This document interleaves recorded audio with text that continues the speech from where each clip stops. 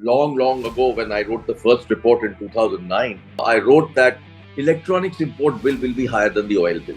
And pretty much what you're seeing today is the result of that. Rural India wants to buy the best smartphone. So, that's the aspiration in this country.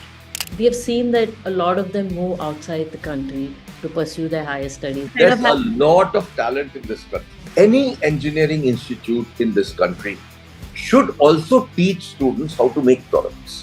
That change is required in the curriculum. America is growing at 2%. Europe is degrowing. We are growing at 7%. Tomorrow's people should be in India because this is the growth country. The first project that we had taken in India was to manage the National Stock Exchange. And we created the complete satellite-based communication system for NSE. If software services didn't exist, this country wouldn't be growing at all. We are today $700 billion foreign exchange reserves. So a lot of credit must go to software industry. Having done that, I think the time has come for India to be a product nation in everything we do. So then talking about the National Quantum Mission. So we found that there were close to 45, 50 startups already in quantum. And in this whole mission, where does AI stand in the picture? AI and quantum are going to be a lethal combination.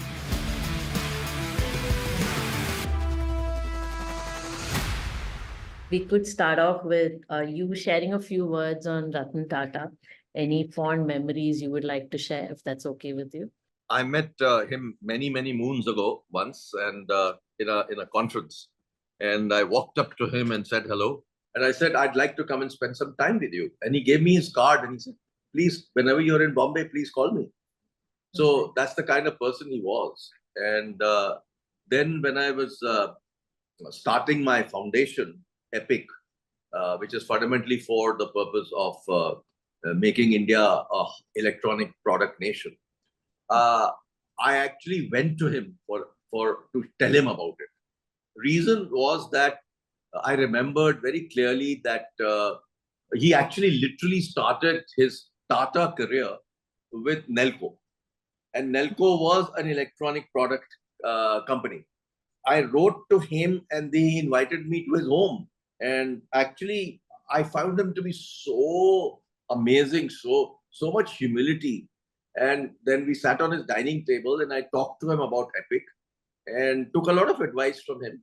And I said, look, this is what I want to do. He said, this is the right direction for the country to go. And then, of course, at that time, I was still writing my book. I just finished writing my book. So I had a draft which I sent to him for his view. Okay, so that's my memory of him 3 years ago. So the whole Indian ecosystem as a whole and the whole semiconductor manufacturing that we have, what you feel is hindering the Indian ecosystem to becoming the biggest semiconductor manufacturer of the world? And how do you think we can navigate through that? See, this is really what I set my foundation up for. Yeah. And my very strong view is that we have a cart before the horse today. And reason for it is simple. We are setting up fabs which will need business from companies who make products and chips. And we don't have those companies in India. Reason is that in the late 90s, the government went and signed the World Trade WTO agreement, ITA 1 it was called. And by the time it came into operation in 2005, it literally destroyed the electronic product industry. All the companies died. Reason was that it allowed people to import stuff at zero duty. And the industry was not yet ready for zero duty. While Brazil and China never signed it, India did. It's a huge mistake we made. So, and the bureaucracy at that time went and signed it without talking to the industry. So, actually, that has really been the downfall of the electronics industry in India. Now, what you've seen in the last 5 years, 6 years, is that it has come back to some extent. And I've been writing on this for the last 30 years. I've written many reports to the government on what should be done for electronics. And only now that I start to see that something is happening. Long ago, when I wrote the first report in 2009, I wrote that along with people who were part of my task force, we wrote that at some stage, the electronics import bill will be higher than the oil bill. And pretty much what you're seeing today is the result of that. So what's happened is that, Vandana, there are no electronic product companies in India that are left who design and make products in India. And there are no chip companies in India that design and make products for India. Everything that is done is for exports. So it's all a services business. It's not a product business. So there are so many companies, including HCL, which have phenomenal exports in product design and chip design and exports. That's all there is. There is nothing in India. Now, if you're setting up a fab, which will take another 3 to 4 years to get functional, who will be the customer of the fab? Is the question I'm asking.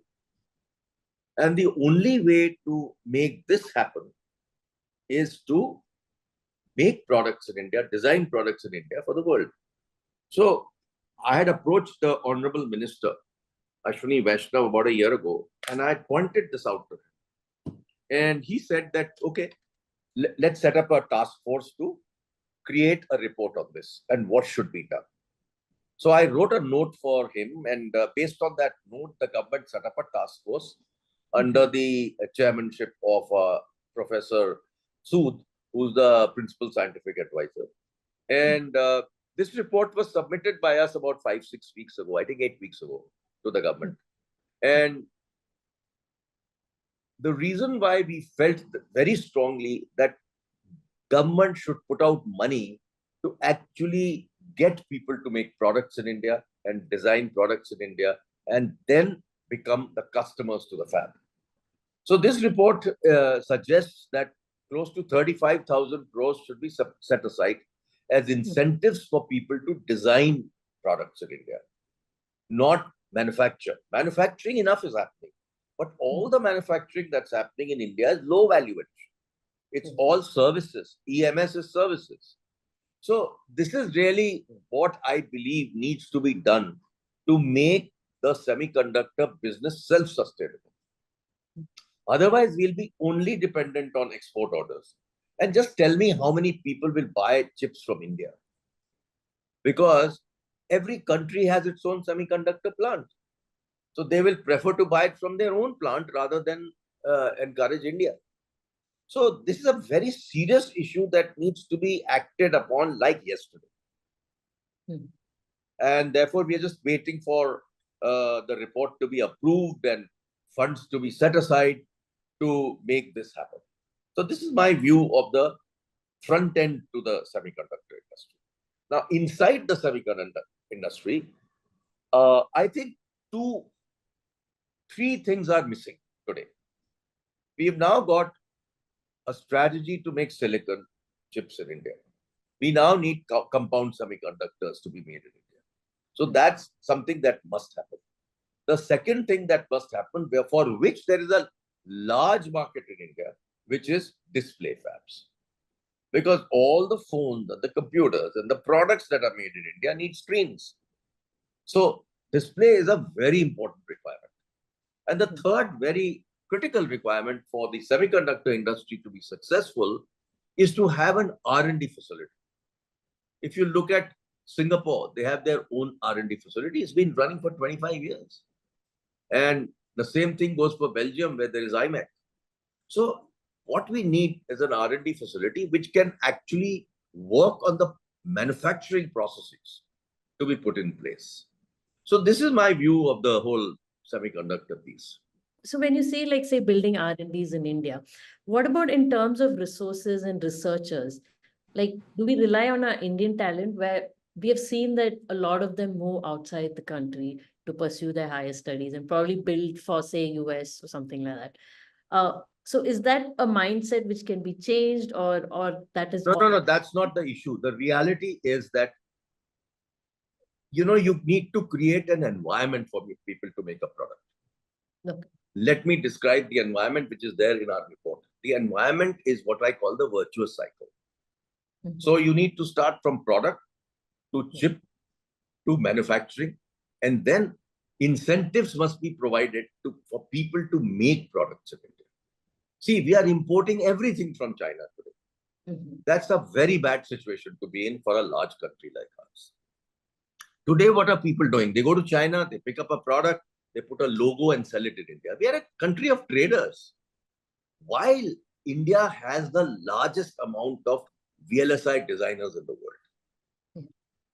So why can't we make our own chips? We have actually shortlisted close to about 40 odd chips that can be made in India and should be made in India, for which the government must provide incentives. So as a matter of fact, yesterday, the government has released the chip design challenge, which has all the recommendations that we have given. Okay, so they have now taken that list from our report and they've said, please apply to the government and all designers are welcome and incentives will be provided to make these chips in India. But the same thing has to be done for products. Because products need chips and chips need fab. It's like a virtuous cycle. But the most important and critical aspect of making all of this successful is what I call demand aggregation. Government is the largest customer anywhere in the world. Okay. So what we are asking the government to do is that when you give incentives for products and chips to be made in India, all the business of the government must go to Indian companies. When that happens, you will create scale. And when scale happens, then we can go global. And that is something that can or will happen. Do you believe that? I'm hoping that the government will accept our recommendations because this is how China created its companies. Yeah. I mean, you look at how Huawei was created. Every telecom business went to Huawei. And therefore, they got scale and then they went global. And when they went global, they gave them phenomenal incentives to make them successful. India is the use case capital of the world. Can we say that? Absolutely. Everything happens here, but we don't get the benefit. The IP doesn't come to India. IP is where the real value addition in electronics is. All IP is global. So we work for GCCs. What do we get? What do we get out of it when people work for GCCs? They learn how to make products. They learn a lot when they are there. Yeah. But the IP sits in America or Europe or wherever the GCC is. And in addition, what happens is that all we get is income tax from those guys. Where is the IP? Where is the value? Nothing. So if you look at it, it's a large scale change that is required, right? Absolutely. I mean, mindset change. Mindset, yes. So, but is that something that can be done over there? Oh, it's easy to do. After all, many countries have done it. You go to America. When Trump came into power and then later on Biden, they all said, make in America as a priority. And then Biden introduced 3 years ago a package of $700 billion. And this $700 billion was put aside to give business only to American companies. No global company can get that business. That's how scale is built. That is how countries build reputations and products and all of that. China has done it. America has done it. Many countries do it. In our country, we have this thinking of, oh, why should we favor only Indian companies? We should have everybody open competition. This is old thinking. This is the socialist economist thinking. This is not the new thinking. Like you said, in America also, they're investing on it to build in US. But here, I mean, you do agree, right? There is a talent gap. If not gap. No. There's a lot of talent in this country. What is not in this country also, I would like to tell you. Yeah. This is something that from our foundation we are working on. We have pointed out to AICTE that any engineering institute in this country should also teach students how to make products. Absolutely. So, for example, they will have an electronics course, they will have a VLSI course. It's totally theoretical. I think the last 6 months of that program should be to make a product. It used to happen in my time. Suddenly, all over the country, the program changed, and people are not taught how to make a product. I still remember I was told in my college to make a transistor radio. I mean, that it was a long time ago, but that's what we did, you know. So making products with your own hands is not taught here. That change is required in the curriculum. So actually, I've had a good discussion with the chairman of AICTE. And while I was talking to him about introducing quantum education, I requested him to start an MS in quantum technology. I requested him to start a minor in quantum technology in BTech. So that we have actually, from the quantum mission, we have set up a committee together with the AICTE to formulate the course curriculum. So the same thing I'm talking to him about electronics and VLSI. So, but if you're saying that back then it was there and then it was removed to more of a theoretical thing, what was the reason behind it? I don't know. I don't know. Somewhere we lost our way. You know, we just lost our way, and we don't seem to give any importance to making products. Everybody wants to study in India, go abroad. I mean, come on, yeah. Those were old days. Today, which is the country that's growing? America is growing at 2%. Europe is degrowing. Southeast Asia is growing at about 2 to 3%. Singapore is growing at 2.5%. We are growing at 7%. Where should we be? Tomorrow's people should be in India, because this is the growth country. Why would you go to any other country anymore? Absolutely. You know, this attraction for the US, etc., is historical. I think it's no longer required for any student to go anywhere. This is the place to be. Because if your economy is not growing, how will you grow? So then talking about the National Quantum Mission, it was set up 8 years ago, is that right? No, that's incorrect. That's okay. been wrongly reported earlier. Okay. Totally wrongly. You see, quantum mission was approved by the government in April of 2023. Okay. So the cabinet note came out with an approval in April 2023. Okay. So after that, they did a lot of work in the Department of Science and Technology to start creating the environment for the NQM to be set up. So they did a lot of work, and they created the complete plan of how to do before the quantum mission took off. Then the government this year in January nominated me to chair the National Quantum Mission. And all the members came together and we approved the plan that DST had made. And on 20th of January itself, we requested for proposals. So within a week of the board meeting, we had already asked people to set up proposals. What were we asking people to do? We said we want to set up 4 thematic hubs, one for each vertical. So computer, communication, and sensors and materials. Okay, sensors and devices and materials. So 4 thematic hubs. And we said, we sent out to all the people that this is our target for 8 years. So the 8-year thing has come from there. People didn't understand. Our plan is for 8 years. From the day we start, it's 8 years. And in these 8 years, we have a target for each of these areas. So for example, in a quantum computer, we need to make a quantum computer of 1,000 qubits by within 8 years. Yes. And in communication, we are supposed to have on-ground communication of 2,500 kilometers, quantum communication, and in space, 2,500 kilometers. So that way, the targets are well set for each of the areas. And what we did was that when we set out the RFP, we asked people to apply. So we got an overwhelming response of 385 applications. So it took us 4 months to actually evaluate. And people worked overnight. And we were looking at people from India and abroad who were evaluating the proposals. And when I started in January, the first meeting I said, I want to see a PERT chart. And based on that PERT chart, we are absolutely on target. So August, we took the decision for close to 84 proposals to be approved.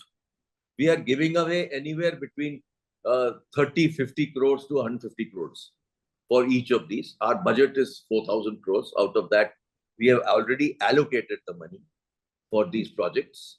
And we've set up the 4 thematic hubs. So 4 hubs are being set up in 4 IITs. And these are targets that you've decided, like over the next 8 years, like on what basis was that planned? This was created by the group within DST and the principal scientific advisor. They had agreed on a certain figure, which was then taken to the cabinet for approval. And then the cabinet approved the budget as well as the targets. And also, it was decided that 4,000 crores will be directly with the National Quantum Mission. 2,000 crores will be spent by others. Others include Department of Space, Department of Defense, and Department of Atomic Energy. So these 3 are also putting another 2,000 crores from their budget. So it's a 6,000 crore plan. And where do you see challenges, or where do you think we'll exceedingly surpass these goals that have been set? Oh, these are tough goals. Very tough goals. But the good news is that parallel to starting this discussion, we also decided to look at what the startups are doing in this area. So we found that there were close to 45, 50 startups already in quantum. So we wrote to them, and then we met 14 of them. We talked to them about what their needs are. And based on their needs and their stage of development of those startups, we have created a special startup policy, which is absolutely unique in the country. For the first time, we are giving startups up to 25 crore of grants. It's never happened before. In India, government has been giving grants 50 lakhs, 2 crores, 1 crore, that kind of money is absolutely useless in quantum, because quantum needs research. And quantum needs working with education and research institutions too. So what we have done is that our model is that each of these thematic hubs will support startups and mentor them. And if we give money to any of these startups, we will attach them to a thematic hub and say, not only are we giving money, please review their growth.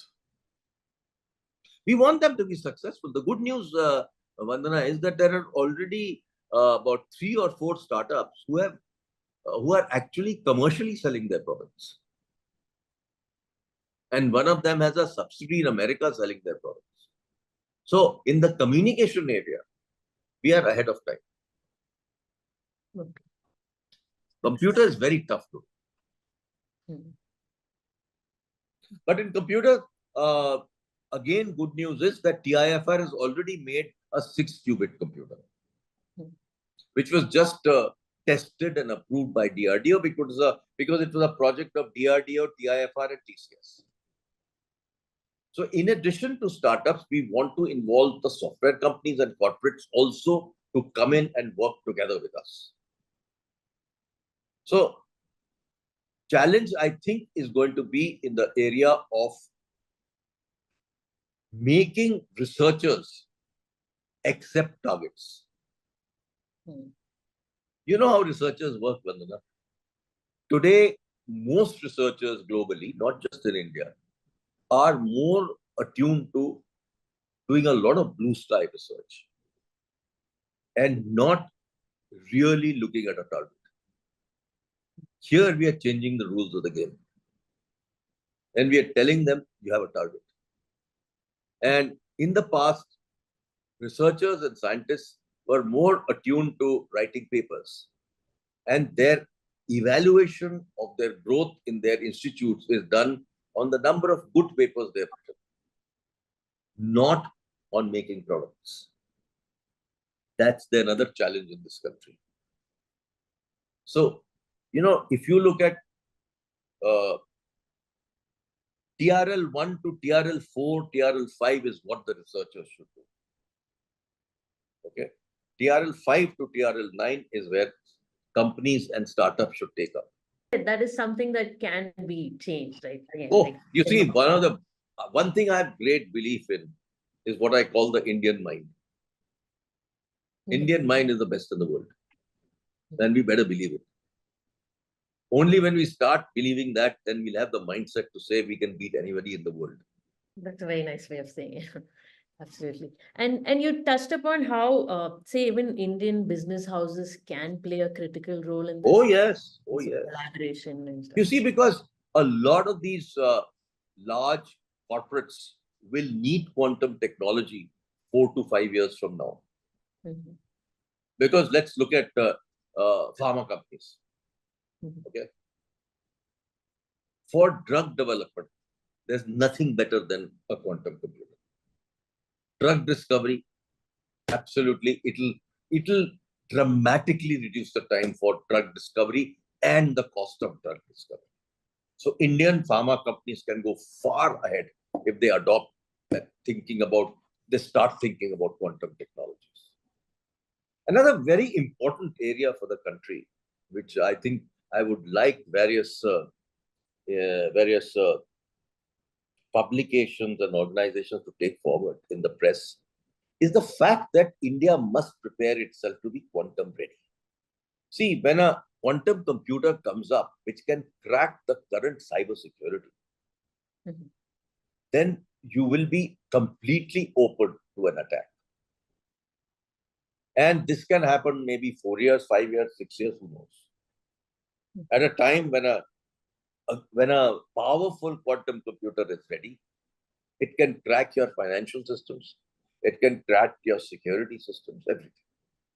So 2 years ago, 2022, Biden came up with a plan which was put into place to make America quantum ready in next 4 to 6 years.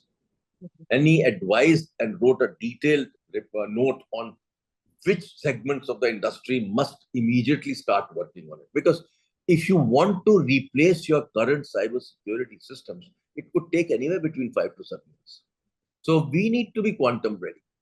You know, during Galwan, China tried to bring down our electrical grids in the forward areas.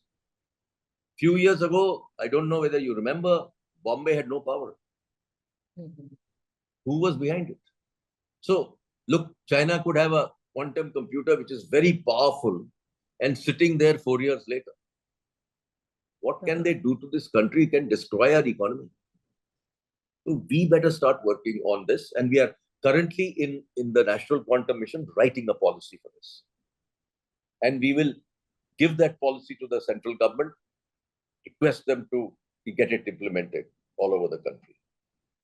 And as a matter of fact, I went and made a presentation to RBI also on this. So where does India stand when you look at other countries in quantum computing? We are a little behind, or I would say in the quantum computing area, we are a bit behind. yeah. But many countries are nowhere even close to us.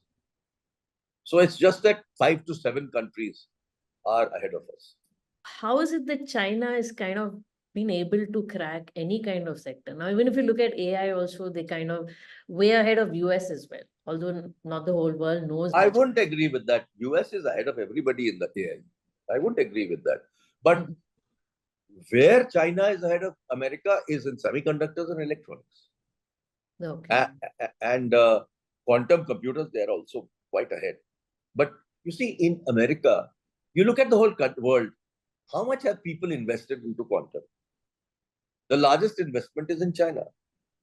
Hmm. But Americans, government has invested $5 billion. But there are 3 very large companies that have invested billions of dollars. IBM has invested maybe 10, 15 billion. Hmm. They've been working on quantum computers for 15 years. So Amazon has invested. Microsoft has invested. So large tech companies, Google has invested. Each of these companies must have invested $4 to $5 billion. So America has invested quite a lot in quantum. But the rest of the countries are 1 billion, half billion, 300 million. 35 countries have invested into quantum. And interestingly, Australian government went and invested into a American company $800 million to bring them to Australia. It's never happened before. No government has ever gone and literally invested into a company. Yeah. So interesting things are happening. Things are moving very, very fast. Technology is moving very fast. Till now, the real challenge was materials. Now, a lot of work has been going on using existing silicon chips to make quantum computers. These are called spin qubits. So in India also, we see certain startups coming up with experimenting with chips, Yeah. with 2 nanometer chips. I mean, are these businesses scalable, or, I mean, do they need the right kind of support? How do we go about supporting We these? will help them from here. As I said, we will give them about 25-30 crores if required for taking their product to market. And we will provide them with mentoring from institutes also. So our objective is a 360 degrees approach. And in the context of India's quantum mission, how do you see the role of international partnerships or collaborations in accelerating research and development? Is that something that's... It's nice to talk, but difficult to do. US has banned the export of quantum computers. They don't want to share the technology with anybody. So that's the kind of message that we are getting from many countries, that nobody really wants to share. It will be on paper. So we are talking to many countries and we are telling them that, guys, if you want to collaborate and you want to improve your product, you come and put up your product in India. We'll do joint IP development. That's the model that I want to take up. So let's say Finland has already developed a 20 qubit computer. I'm telling Finland, come to India, bring your computer here. Let's sit down and work on it together to take from 20 to 50 to 100 to 200 and to develop software on top, which is our strength.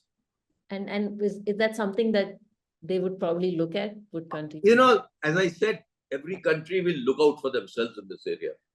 It's not easy. And in this whole mission, where does AI stand in the picture? I mean, AI and quantum are going to be a lethal combination. And I look at it 3 years, 4 years hence. It's not today, because today no quantum computer is really ready with the power that you need. So I just want to talk a bit about your career progression as well, starting off with HCL. I just wanted to understand, I think the time when you started it was at a time when the market was also nascent. So how did you and your team, just take the risk of getting into, let's just try to be a manufacturer. Let's just get into hardware manufacturing. We did a campaign a few years ago, which I was part of. And in that, we wrote one line. When you are young, you have no fear. And that's really what we were. We were 25, 27, 28, 29, that range. 6 of us. Yeah. And we were all working in DCM. We decided to leave DCM to start Hindustan Computers Limited. At that time, there was nothing called a startup. Yeah. And there were no angels or VCs to give money. And it was licensed Raj. And we had to go and get a license to design and make computers. And the government was not willing to give us a license. So we somehow managed to find out that UP government was sitting with a license. We went and talked to them and created a joint sector company where they owned 26% and we owned the balance. And that's how we got going on creating Hindustan Computers Limited. And at that time, there were just 100 computers in India. And the population was, 500, 600 million. So we said, 600 million people, 100 computers, look at the size of the market. And so we were very clear that we had to make computers. And that time, the microprocessors were just appearing. So we said, let's take the microprocessor and change the world. That was our dream. And that's really what we went about doing. Many years later, when I was taught by the most famous strategic guru, Dr. C.K. Prehla, C.K. used to say, A is greater than R. If you have the aspiration, resources will happen. So that's exactly what happened with HCL. We have no resources, but we have the aspiration.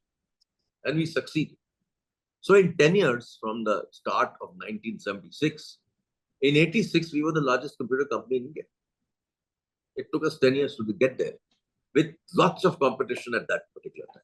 And we still succeeded. And then we kept growing. We were of the earliest people to make computers in India. We then took them to Far East. Then we also took our manufacturing to America. Of course, we were vain enough not to understand why we should be going to America, but we did. And we had to change our strategy later. And then many years after Wipro and Infosys, etc., had really started software, we got into software. And what we did was we took the R&D of my company and created an engineering and R&D export business. That's what we did. So today, HCL is the largest in the country in terms of engineering and R&D exports. And we must be having maybe 40, 50,000 people working on that area alone. And then the next thing that we did in our software company, HCL Technologies, is to take the knowledge of hardware infrastructure management and create a global infrastructure management business. Because the first project that we had taken in India was to manage the National Stock Exchange. And we created the complete satellite-based communication system for NSE. First time something like that was done in the world. And from there, we learned the whole concept of how to manage infrastructure remotely. And so we started a remote infrastructure management business. So these were two unique things that HCL did, because of which we galloped ahead. And then we went for a listing.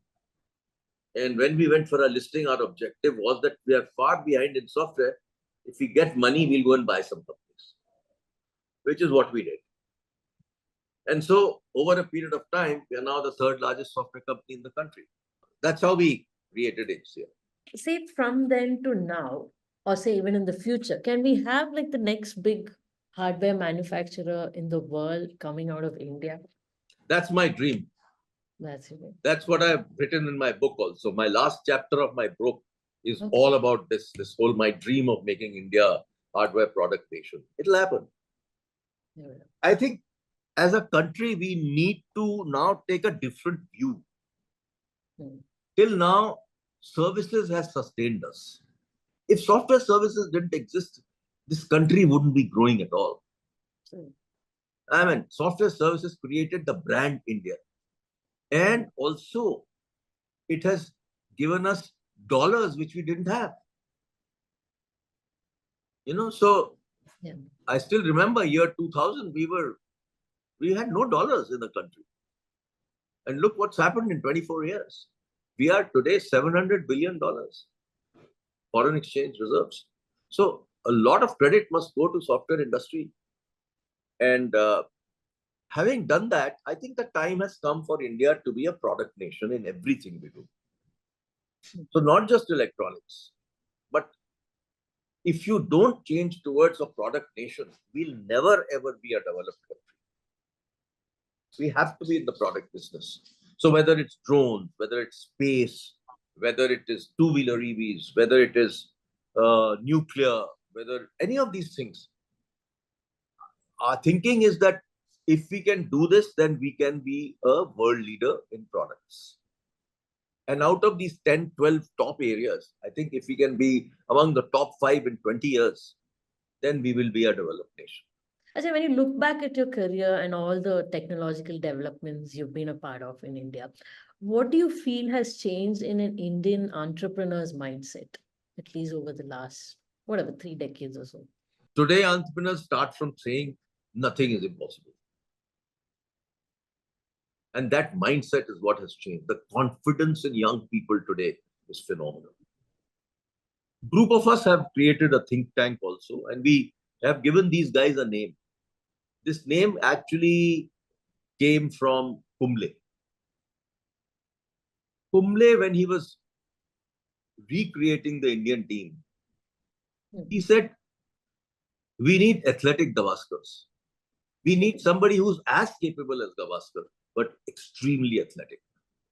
And he actually involved Gavaskar into this. and they are called athletic Gavaskars.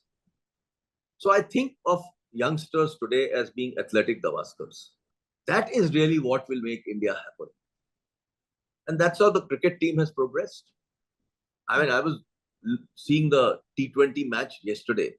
The kind of talent we have today is just mind blowing. But they're so athletic. Yeah. They have the talent for batting, they have the talent for bowling, but they also have a lot of athleticism. That's the difference. So India has that strength. Mind of India and the athleticism that is required, the pace which we need to be growing at. I have a lot of belief that, it's the startups that will make country happen. So I've been investing in startups for the last 10, 12 years. I've invested in about 70, 80 startups personally. I mentor some startups also. So I have great belief that that is where we should go. You look at quantum computing, I mean, 50, 60 startups so early in the game. People are shocked when I tell them globally. A lot of delegations visit us. And they're surprised to see that kind of progress we have made in quantum technology among startups. Already there's a startup that is doing 250 kilometers of quantum QKD proven already. The best part is they're getting into every field, as in you have. Yes. I know a lot of space startups. I mentor some of them. Yes. Brilliant people. And they are not afraid of anything. The key problem that I still see for all the deep tech is money from VCs. Yeah. Still, people are not putting money into, deep tech. That is required. So actually, the government has now come up with a 1 lakh crore plan for investing money into startups and private companies. It has never been done before. This is the only government that is thinking like this. So this 1 lakh crore has been set aside. So hopefully this will happen. That would be great to see. Especially in AI, you see a lot of developments happening. Once the government puts in money, then VCs will follow. But one thing I've noticed is even when you speak to some of these AI startup founders, so for them, when VCs invest, it's always like how soon can the product be scaled, like within a year, within two. But with AI, it's actually a different ballgame. You need a lot of time. All of deep tech needs 5 to 7 years. Yeah. Quantum, AI, space, all these are, you have to, it's patient capital that's needed. So what next for you, Ajay? I'm terribly busy currently. I don't have time for anything more. I can see you're doing a lot of wonderful things. I wanted to also ask you, I've seen certain clips of where you are a wonderful singer as well. Yeah. Wanted to know what other hobbies do you have? What do you do in your free time? You see, I'm very keen on space tech. Yeah. When I was a young guy, I used to think I can fly myself. I had that dream that I can fly. I've seen that dream many times at night. And so I was very fascinated with space travel. So I've always remained very, very aligned to space travel. I read a lot about it. And then, of course, singing is one of my definite hobbies. And reading is something that I do a lot. So I have, one of the things that I tell all youngsters, and this is what I did when I started IIT Hyderabad. I tell everybody, don't be a nerd. Don't just know one subject. You should know one subject in depth and about 5 to 8 things on top. It's like a tea. So the tea on top, you should have many other interests. That's what will make you a whole person. So I have a lot of interests like that. I love watching. Love watching cricket. I love, I love watching plays. Okay. Yeah. One of my cousins runs a very nice theater company in Delhi. And I'm actually a patron there. I always go and watch those plays. And when do you get the time to do it with so much in hand and so much of missions and goals? Yeah, I know. I'm working on Epic and I'm working on National Quantum Mission. And I'm also working on with this think tank where we are thinking of making India a product nation. So there's a lot of work going on. This might seem like a silly question, but do you use ChatGPT or any of these AI chat? I have used it at a time when, when I launched my book. A friend of mine, GPT had just been announced after I launched my book.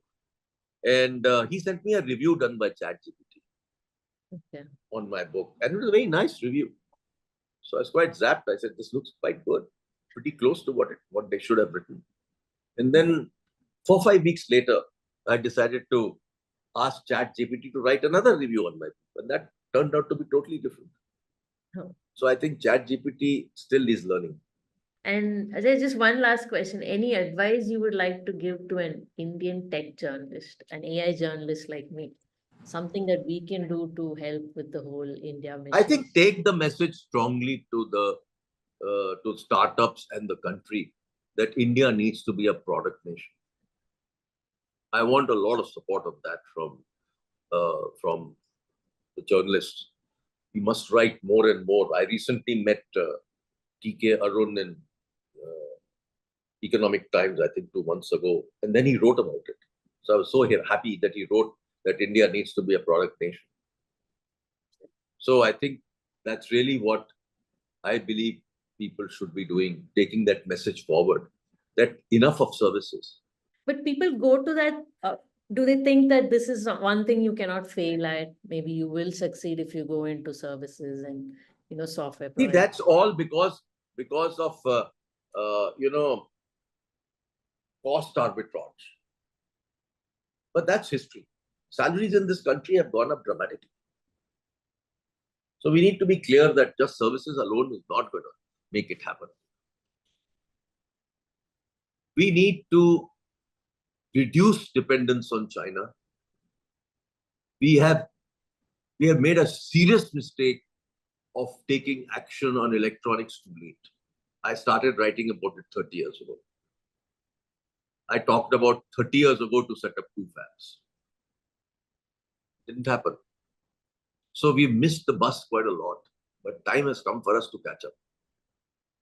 And with this investment that the government is making in 1 lakh crore, I think it'll all help.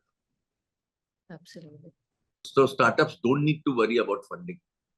And also, even we have observed when we speak to them, there is a positive mindset in the sense that the support that they'll receive in the country. It is going in the right direction. See, that's why I called my book Just Aspire. I said it's aspiration of the country that will take us forward. And I see that aspiration in the eyes of every rural person I meet. When we did some research on it, one of my startups did that research 2 years ago. They found that rural India wants to buy the best smartphone.